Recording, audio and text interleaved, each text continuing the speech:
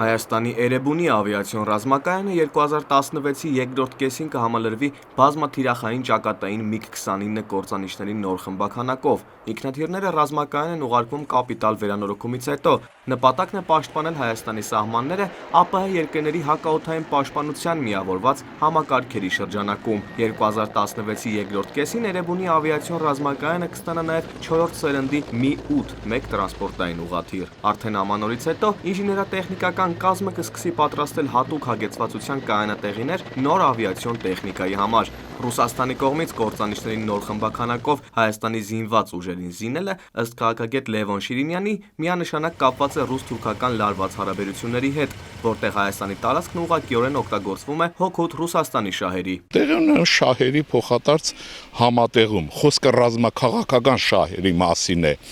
Ուրեմն եւ այստեղ անշուշտ Հայաստան անվտանգության իր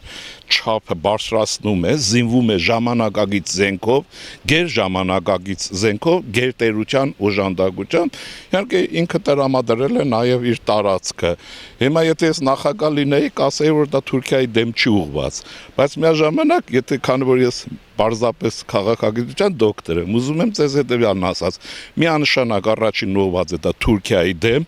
որտեղ մենք անվտանգության հարց ունենք։ Քաղաքագետի դիտարկմամբ Հայաստանի ներգրավումը ռուս-թուրքական լարված հարաբերություններին չի կարող բացասականորեն անդրադառնալ Հայաստանի վրա, քանի որ Հայաստանի տարածքը միշտ էլ օգտագործվել է Մերձավոր եւ Միջին Արևելքում Ռուսաստանի շահերի պաշտպանության համար։ Այս տարբերակում Հայաստանը որպես ինքնիշխան պետություն պետք է կարողանա օգտագործել այս հանգամանքը սեփական անվտանգությունն ապահովելու համար։ Կազմակերպվեք անհրաժեշտության պահին զենքին տեր լինելու համար, դա մեր տարածքն է,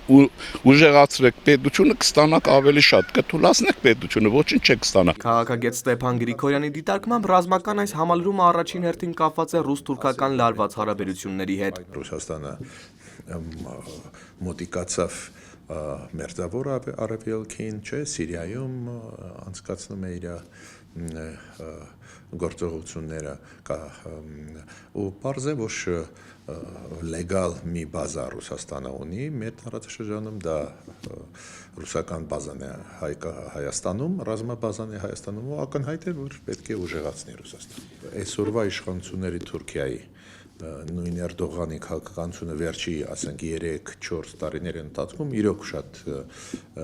ագրեսիվ է բոլոր հարևանների նկատմամբ։ Դա էլ ավելի վատթարացնում է իրավիճակը ու այո, շատ հավանական է, որ Հայաստանը ներգրաված կլինի այդ հակամարտության մեջ, հավանականություն կա, բարձր է, բայց ես կարծում եմ մենք այնուամենայնիվ պետք է փորձենք ամեն ինչ անել չեն ներգրավելու համար։ Ինչու՞։ Քանի որ այս ռուս-թուրքական հարաբերությունների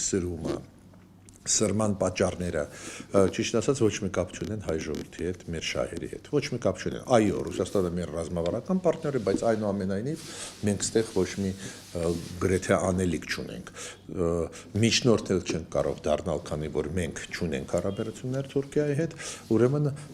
մենք պետք է շատ զգուշականություն վարել, չներգրավվենք։ Քաղաքագետի դիտարկմամբ Ռուսաստանն ու Թուրքիան վաղ թե ուշ կհարթեն իրենց հարաբերությունները եւ այդտեղ հնարավոր է, որ Հայաստանը մնա միայնակ Թուրքիայի հետ էլ ավելի վատթարացված ու Ղարաբաղյան խնդրի հետ։